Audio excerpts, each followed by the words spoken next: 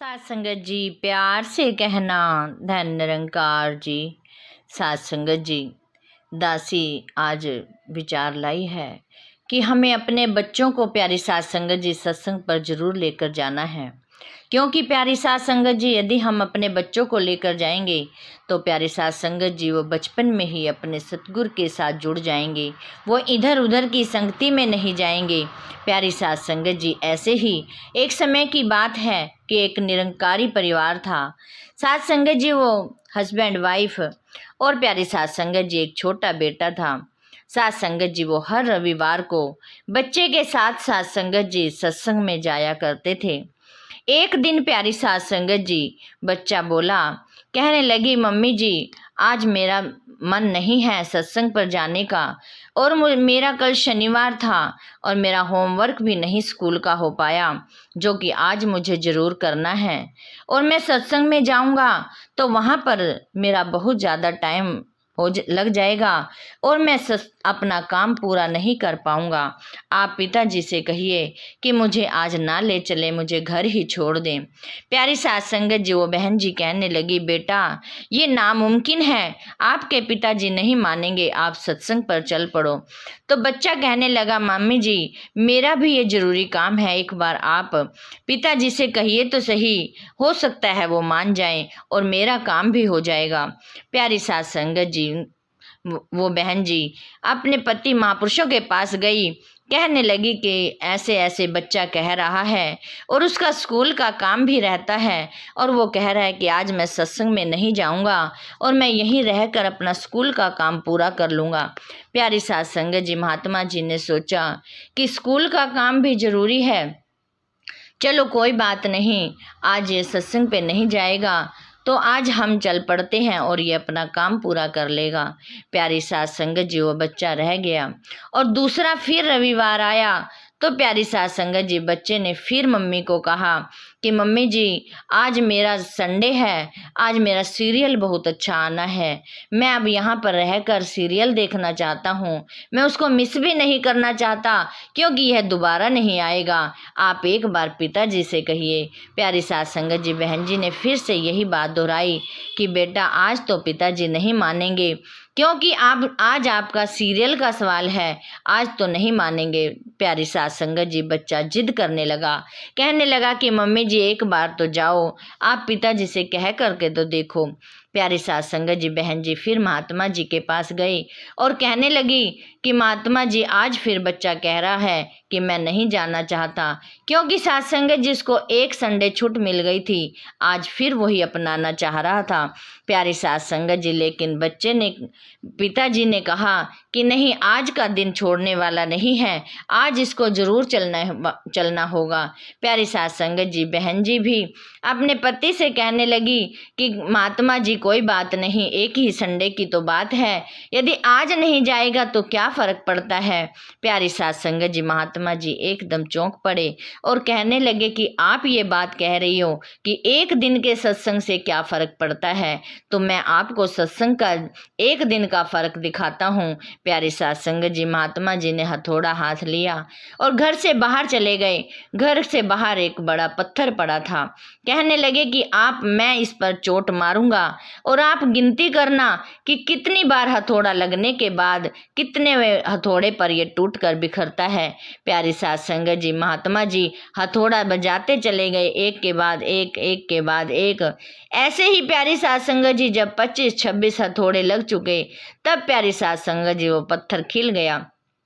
प्यारी सात संगत जी महात्मा जी पूछने लगे कि अब बताओ आप कितने में हथौड़े पर ये पत्थर टूटा है। प्यारी सात संगत जी बहन जी ने कहा कि 26वें पर।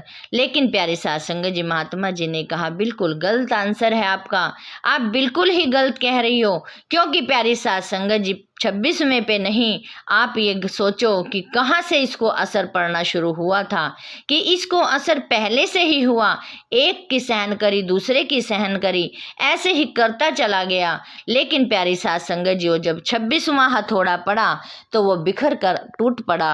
प्यारी साथ संगत जी, कहने का भाव यही है कि हमें एक बार सत्संग जाने से फ़र्क नहीं पड़ता, हम बार बार सत्संग पर जाते हैं, एक दिन हर बार जाते हैं, क्योंकि प्यारी साथ संगत जी वहाँ पर महात्मा जी के वचन आते हैं, महात्मा जी के गीतों द्वारा प्यारी साथ संगत जी मिलती है। साथ संगत जी, पता नहीं हमें कहाँ से कौन सी बात छू जाए हमारे मन को और हम अपना घर बना लेते हैं, भक्ति के साथ जुड़ जाते हैं।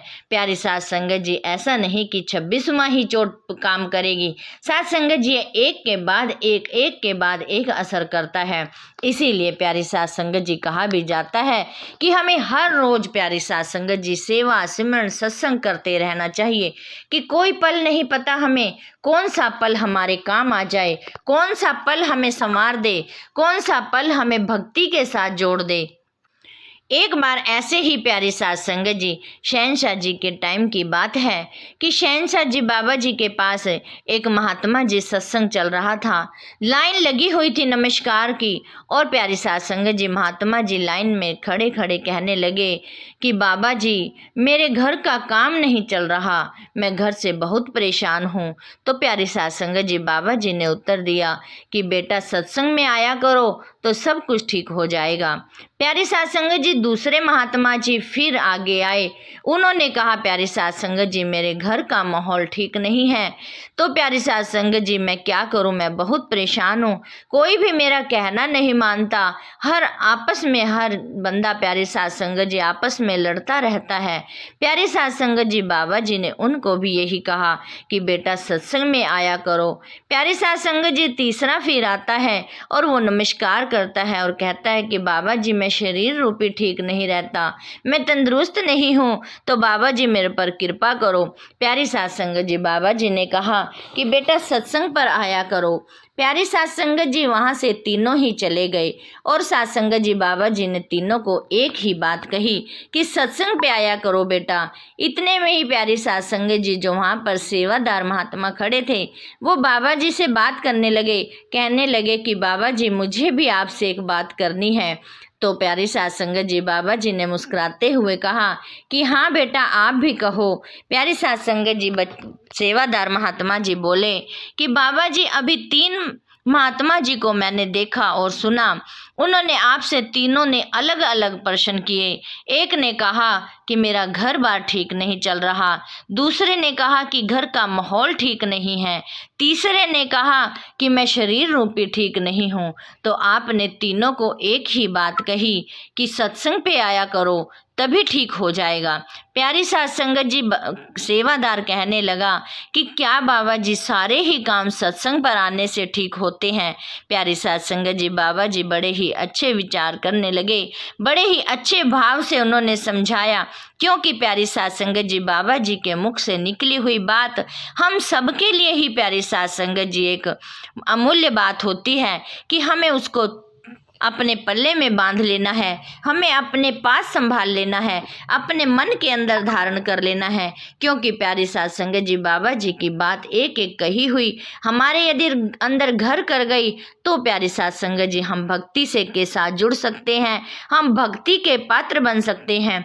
प्यारी साथ संगत जी बाबा जी ने कहा कि हाँ बेटा, सत्संग पर आने से ही सब काम होते हैं। प्यारी साथ संगत जी पहला आया कि उसने कहा कि महात्मा जी, मेरा घर बार नहीं चल रहा, यदि वो सत्संग में आएंगे तो तिल फुल अपनी सेवा डालेंगे, और जहाँ पर बाबा जी के यहाँ पर सत्संग में आने से तिल फुल सेवा हो जाती है, वो घर मालो माल हो जाता है, वहाँ किसी चीज़ की कमी नहीं रहती, वहाँ हर सारे भंडारे भर जाते हैं। तो बाबा जी ने यही कहा। दूसरे जो महात्मा जी आए, उन्होंने कहा कि मैं शरीर रूपी ठीक नहीं रहता, यदि प्यारी साथ संगत जी यहाँ पर सत्संग में आते हैं तो तिल फूल उनको सेवा करने का भी मौका मिल जाता है। कहीं लंगर बनाने की ड्यूटी है, कहीं से लाइनों को सीधा करने की ड्यूटी है, तो कहीं पार्किंग की ड्यूटी है, तो कहीं पानी पिलाने की ड्यूटी है। प्यारी साथ संगत जी कहीं ना कहीं थोड़ी सी भी सेवा यदि हम कर लेते हैं तो हम शरीर रूपी ठीक रह सकते हैं। प्यारी साथ संगत जी फिर बोले कि तीसरा जो भी प्यारी साथ संगत जी कह रहे थे कि घर में कलेश है, घर के बच्चे कहना नहीं मानते, घर में एकता नहीं है, तो प्यारी साथ संगत जी वो भी सत्संग सत्संग से ही हम सीख सकते हैं, क्योंकि प्यारी साध संगत जी बाबा जी की सिखलाई ही यही है, सतगुरु माँ की सिखलाई यही है कि हमें प्यार से रहना है, एक दूसरे का कहना मानना है, हमें सहनशीलता लानी है। यदि हमें कोई एक सामने वाला हमें कुछ कह रहा है तो हमें सहन करना आ जाए, हमें संवारना आ जाए, यही प्यारी साध संगत जी सत्संग में सिखाया जाता है। यही प्यारी साध संगत जी बाबा जी ने उनको कहा। प्यारी साध संगत जी सेवादार महात्मा बाबा जी के चरणों में गिर गए और कहने लगे कि मुझे इतने सालों से मैं सेवा करता आ रहा हूँ, लेकिन मैं एक सेवा ही कर रहा हूँ, लेकिन मुझे कोई अर्थ नहीं पता कि कहाँ से हम सुख प्राप्त कर सकते हैं, कहाँ से हम अपने अंदर भक्ति भाव डाल सकते हैं, कैसे हम अपने घर को संवार सकते हैं, हम अपने अंदर सहनशीलता ले आए। जो कि प्यारी साध संगत जी बाबा जी ने एक ही नारा लिखा कि एक को जानो, एक को मानो, एक हो जाओ। साध संगत जी हमें घर पर भी यही करना है कि हमें एक बनकर रहना है, एक की नज़र से देखना है। जिस पर भी प्यारी साध संगत जी प्रभु इच्छा पड़ जाए, प्रभु की नज़र हो जाए, सतगुरु की नज़र आ जाए, वो घर प्यारी साध संगत जी स्वर्ग से कम नहीं। साध संगत जी दासी भी अपने लिए यही मांगती है कि दासी का भी प्यारी साध संगत जी जीवन महात्मा के जैसा बना दो, और प्यारी साध संगत जी सेवा सिमरन सत्संग के साथ जोड़ दो। साध संगत जी दासी भी आप जी के चरणों के साथ जुड़ी रहे। साध संगत जी दासी के चैनल को भी जरूर सब्सक्राइब करना, ताकि साध संगत जी दासी की कोई भी त्रुटियां होती हैं तो प्यारी साध संगत जी दासी को मैसेज के द्वारा भी जरूर बताना, ताकि प्यारी साध संगत जी दासी अपनी कमियों को संवार सके। साध संगत जी प्यार से कहना, धन्य निरंकार जी।